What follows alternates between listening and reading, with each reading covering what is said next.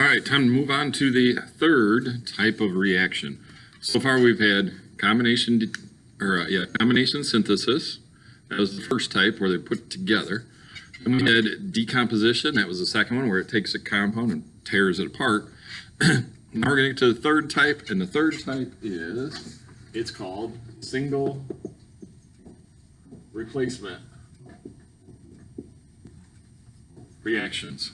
And if you look at the word as to what it means, single replacement, it means we're going to take like one thing that's going to go in and replace something that's inside of a compound. Okay, so according to the first piece of the notes there, it says atoms of an element replace the atoms of a second element within a compound.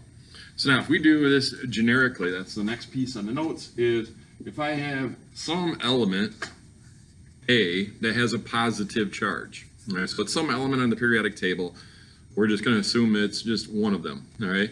And we're going to combine that with compound BC. And we're going to say, well, how is this thing, what is it going to replace, right? Well, being that this A is positive, has a positive charge, what it's going to do is it's going to kick off the positive piece of this compound BC, this made-up compound. Well, what piece of BC is positive? Well, obviously we could go to the periodic table if it was an actual compound and look it up. But there's also another way to tell, and that is, remember the way they're always written, the positive is always first. So this guy is the positive, the C would be the negative. So that A is going to kick off the B. So all of a sudden B is going to be all by himself. And now we're going to get A joins up with C. So we end up with now we end up with B all by itself, and we have this new compound AC. And once I've done that, then what I have to do is I'd have to look at this and say, is he diatomic? And if he is diatomic, then I would have to put a 2 there. And then this one, I'm going to have to do the charges and crisscross those charges to get a formula. All right? That's what we're ultimately going to do. Now, what if, on the other hand, let's go with element D, and we're going to combine that with the same compound, BC. So this is positive, that's negative. But this time, D is negative, has a negative charge. Well, if that one has a negative, then what it's going to do is it's going to kick off the negative of BC. Well, what's the negative piece of BC? C. So C ends up all by itself. Plus, we're going to end up with B and D joined together. So this guy's all by himself. We'd have to decide, is he diatomic? If he is, we'd have to put a 2. And these ones, we'd have to do the positive and negative and crisscross those to get what the formula is. So again, this is just a generic way of looking at these with made-up compounds, not from the periodic table. Right? So that's one thing with a single replacement. There's really like 2 different combinations that we can end up with. And you have to look at that one that's all by itself and decide if it's positive, he's going to kick off the positive piece. If he's negative, then he's going to kick off the negative piece. Okay? So let's look at some real ones. All right. And we got Mg plus Zn NO3 2. All right, so Mg, we got to look on the periodic table and go, what's the charge for Mg? So we look at this thing, there he is. So that's +1 + 2. So he's got a positive 2. So what's he going to kick off? Well, he's going to kick off then the positive piece of, Zn NO3. Well, Zn is the positive piece. NO3 comes from that polyatomic ion chart. Looks like this polyatomic ion chart. And you got NO3, it's right there. There's NO3, and that is a -1. All right. So he's going to kick off that zinc. Oh, but we would have to check. Now, this year is unique because you're not in class, but there is actually a table that we would actually look at to decide whether or not something is more reactive than something else. For this year, we aren't going to worry about that. We're always going to assume that single replacement reactions take place. But I do want to talk about it so that you know. And what you'd have to do is you'd have to look on that table. It's called the activity series of metals. And you'd have to make sure that magnesium is more reactive than zinc. If it is, then this reaction would take place. Right? Meaning that magnesium would go, oh my gosh, I want to get with the NO3. And it would kick off that zinc and make it go all by itself, and magnesium would take over its spot. If it wasn't more reactive, then the reaction wouldn't take place. They would just sit together inside of a beaker of water, and they'd just look at each other and do nothing. Right? So we're going to assume that, yep, these guys are more, magnesium is more reactive than zinc. So zinc is going to get kicked off by itself. Plus, now we're going to bring over Mg. And this is the one spot where, yes, you do bring over a number. And that is you bring over NO3 because it was on the polyatomic chart. Because it was on here, on this chart, right, as NO3, we're going to bring NO3 over. Now don't bring the 2. Where did the 2 came from? It came from this positive 2. That's where it came from when they crisscrossed this to get the formula. So I don't bring the 2. And now what I have to do is now I have to go through and go, is zinc, is he one of my diatomic dudes? Is he one of those 7 that's on the periodic table that we talked about in the other notes? Nope, he's not, so he just sits by himself. Then we go, Mg is +2, NO3 is -1. Do those guys cancel each other? No. So we got to crisscross that. So now I'm going to put this in parentheses and put a 2. Now I want to point out, yep, there did turn out to be a 2 on the outside of this, but that 2 is not there because of this 2. It is there because of this positive 2. That's why it's there. All right. So the only numbers you're ever going to bring across that arrow is something that comes from that polyatomic chart.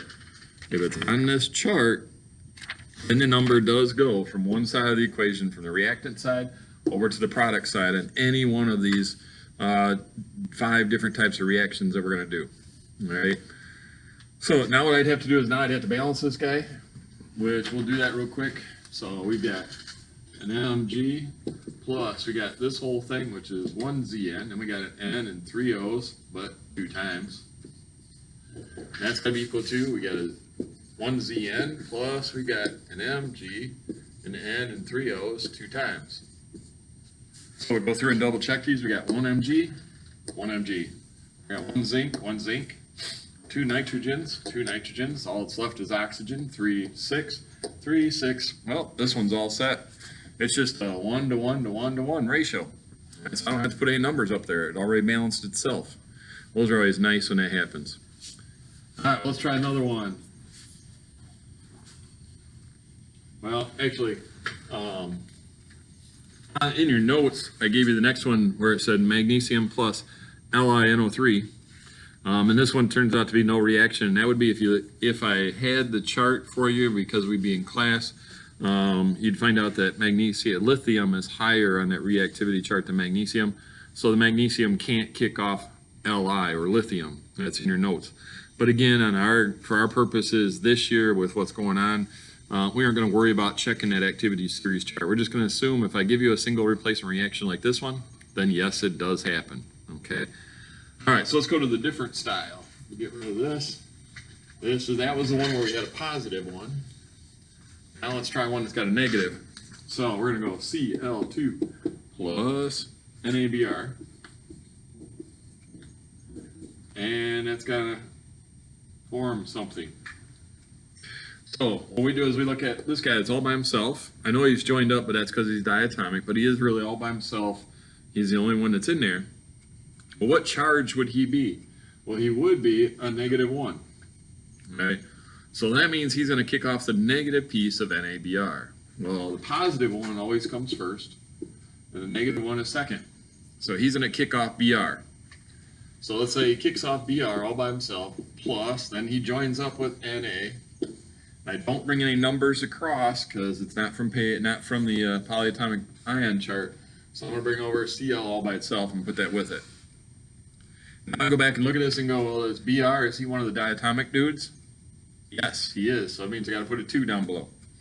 Then I got to do charges. This guy's +1, -1. So that's already equaled out. So that's my formula for that. All right. Now, before we balance this, we also want to notice whether or not this reaction is going to occur. The way in which we find this out is this one we can actually look at the periodic table, and it's going to be on the periodic table elements. And we look at Cl has to be higher than what he's kicking off, which is Br. So here's Cl, there's Br. So yep, Cl is higher on the periodic table, so he is more reactive. So yes, this reaction would take place. Okay? And again, we're not going to worry about that too much. We're going to assume any ones that give you their single replacement do react.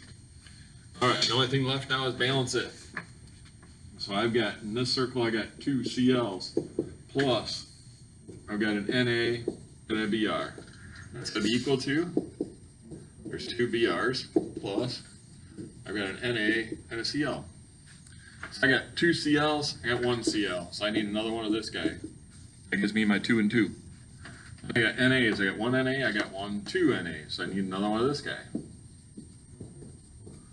Now I got BRs, 1, 2, 1, 2. I think that makes everything even. So there's 1, 2 CLs, 1, 2 CLs, 1, 2 NAs, 1, 2 NAs, 1, 2 BRs, 1, 2 BRs. Yep, that's the end. So 1, leave it blank. 1, 2, 2. 1, leave it blank. 1, 2, put a 2. And there's my balanced equation. In your notes also I had an I2 plus NaCl. So instead of having Cl2 up here, we'd have I2. If we went to the periodic table and checked, look, iodine's way down here. Cl's way up there. So, oh, I'm sorry. Yeah, Cl. So this iodine that would be all by itself in that question would not be able to replace Cl because he's not more reactive. So they would just sit there and do nothing. It wouldn't react. So there's no reaction in that case. So that's what single replacement does. All right. So again, you got to find out what kind of charge this guy that's all by himself has. And then depending if he's positive, he kicks off the positive piece. If it's negative, then it kicks off the negative piece. And then when you get to the other side, the one that's all alone, you got to decide if he's diatomic or not. If he is, put a 2. If it's not, just leave it all by itself. And then the ones that are together, you got to do the charges and crisscross them to get the formula and then finally balance it. Those are the steps for single replacement. All right, well, that concludes this set of notes. So we'll see you next time.